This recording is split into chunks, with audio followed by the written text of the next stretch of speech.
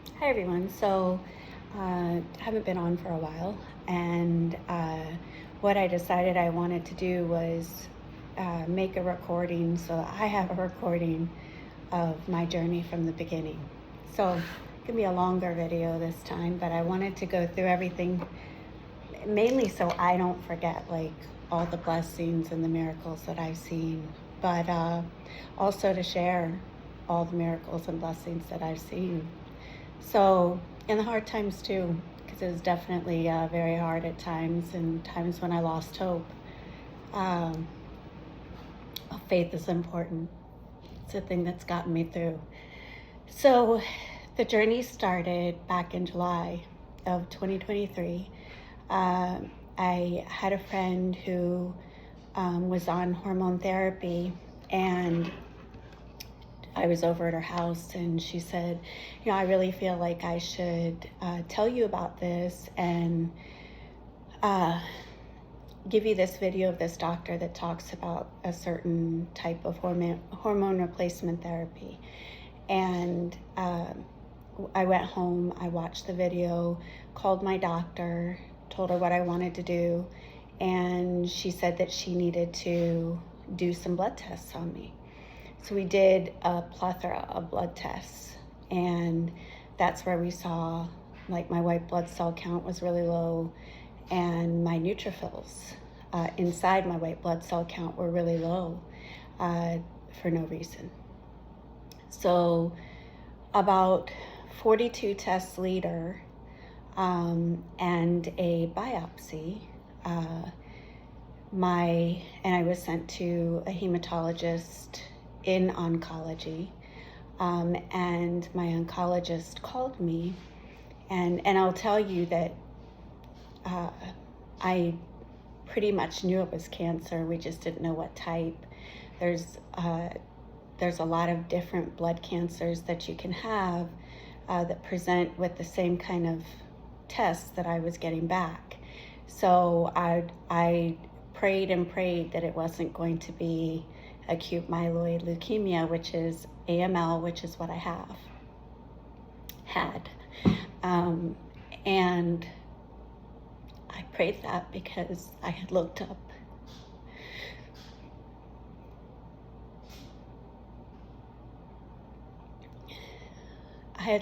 the rate of successfully living with AML, and the percentage was 29% that you recover. And it's scary, very scary. So I prayed a lot that it wasn't AML. And I got the call after my bone marrow biopsy. I got a call from my doctor and my oncologist, and he said, so I appreciate how truthful he was with me and also encouraging at the same time. But he said, you have AML. And the minute that you hear something like that, it's like your whole life kind of flashes before you. I had a 9-year-old, 5 kids. I have a life. I had a life, and it was important to me that I loved, marriage that I was very happy in, and very happy in, and grateful for. But it's devastating. And he told me, he also said, and I said to him, what about the percentages I've seen on the internet of 29%? And he said, well, you're young for getting AML, and you're healthy, you work out, you eat healthy. He said, so your percentage is going to be much better. That was encouraging. But he said, for the next 6 months to a year of your life, he said, you are going to be in treatment and recovery, treatment, recovery, treatment, recovery. And he said, we knew that my blood counts were holding steady, so I didn't have to go to the hospital right away. I went a week later, which I was very lucky because they caught it early because of my friend that shared when she felt like she was supposed to. Um, oh, and I don't believe in coincidences. I believe that was completely God-led, and so appreciative of that. Because AML is a quick-moving cancer, and my oncologist here at Stanford said I probably got it. No, I have had it for no longer than 9 months when I got diagnosed. So around January is when I developed it, and it takes one cell in your blood to mutate, and that's all it takes. And you have thousands, so millions. So anyway, so getting back to the conversation with my oncologist, when he told me my diagnosis, he said, you have 1 week to get your life together and prepare for not being home, not taking care of anything. You can't work, you can't do anything. He said your literal entire life for the next year is going to be treatment and recovery. He's saying that's all you can focus on. So he set to work. He also said that this is going to be a marathon and not a quick race. And he said, so you need to prepare your mind for that. So it was a lot of information. It was good, but the greatest thing that he said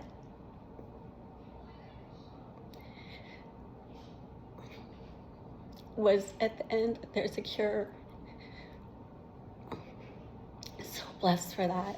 So it's going to be really intense chemotherapy. But it wasn't going to be years of chemotherapy. So I figured I could handle 6 months to a year. It's still very scary. Yeah, I had to tell my kids.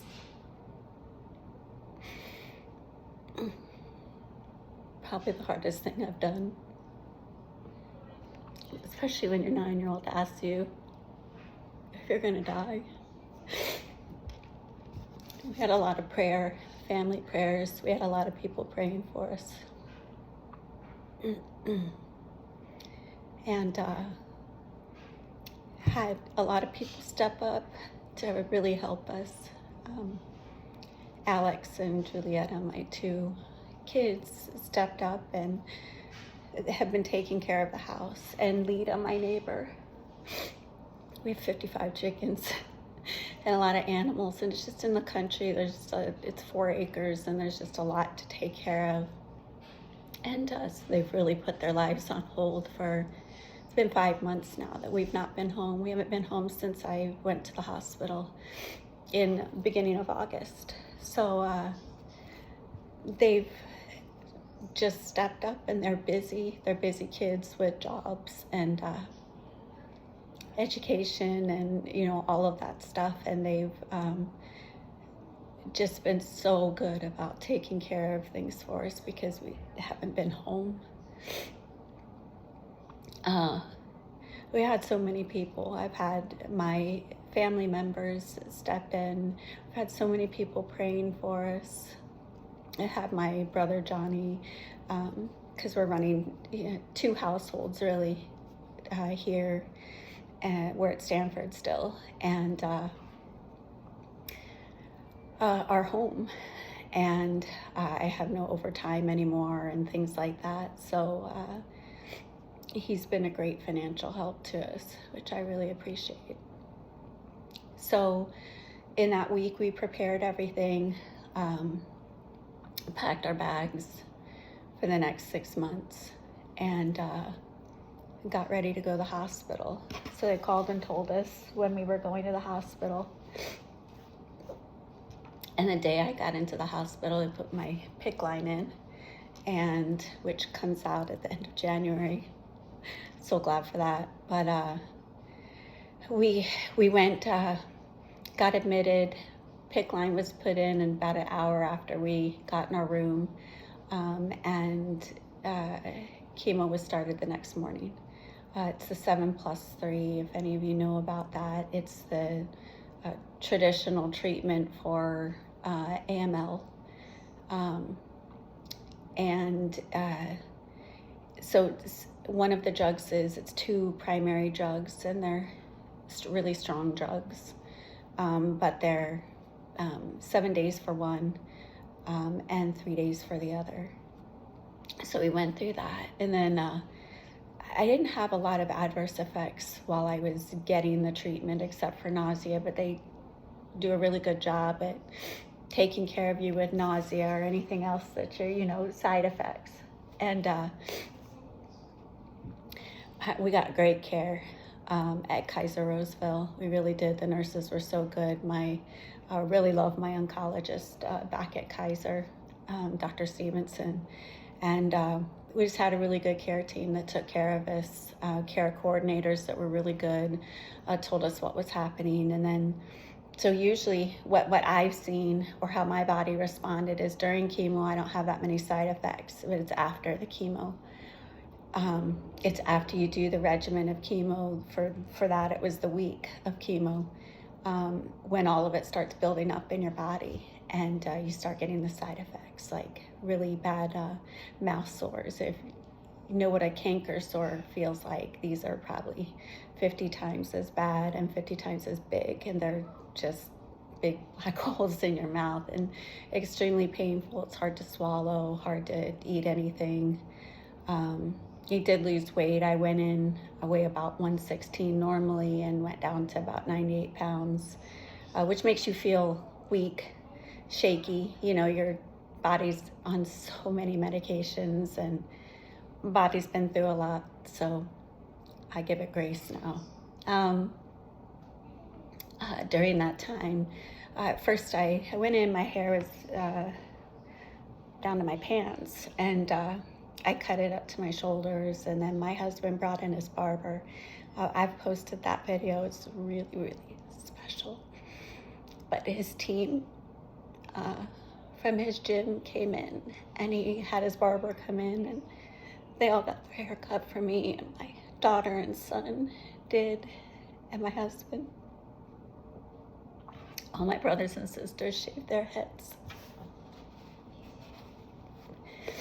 It's very touching. And I wasn't planning on shaving my head that day, but I did. That was probably one of the things that I was the most scared about. My hair is my little crown. And it's a scary thing when, your beauty just kind of dissipates, So that was really difficult, but such a sweet gesture of my husband. My husband's been a literal rock through this, and just so good. He's been with me the entire time. So taking care of things and just making sure things are good for me. So, which is so sweet. So, we got through. We were there for about 28 days at Kaiser. I had like a neutropenic fever for 3 days that I took Tylenol, and they found out I was allergic to Tylenol, or they thought I was allergic to Tylenol. They're always looking for just complications in your body with the medications that they're giving, like rashes or nausea and vomiting and things like that. So we got through a lot of that. I still felt like my spirits were really high. Like I was like, okay, I heard a lot of bad things, but I made it through and I was okay.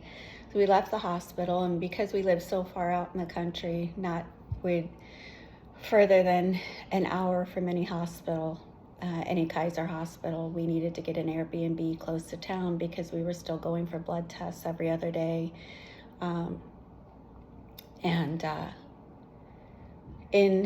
When I was in the hospital, we found out they did another bone marrow biopsy, which is probably one of the worst tests I've ever gotten.